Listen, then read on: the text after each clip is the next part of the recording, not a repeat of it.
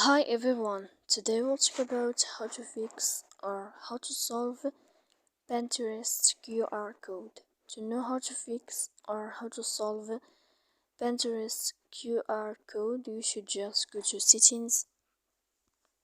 After that, in this page, we click on apps, default apps, app settings. Here in this list, you will search about Pinterest. After that, we click on first stop and we click OK. Then we will enter to storage.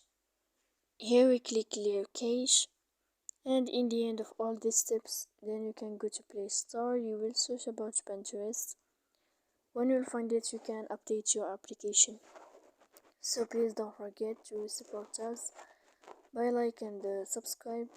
See you next time in another video, and thank you for your attention.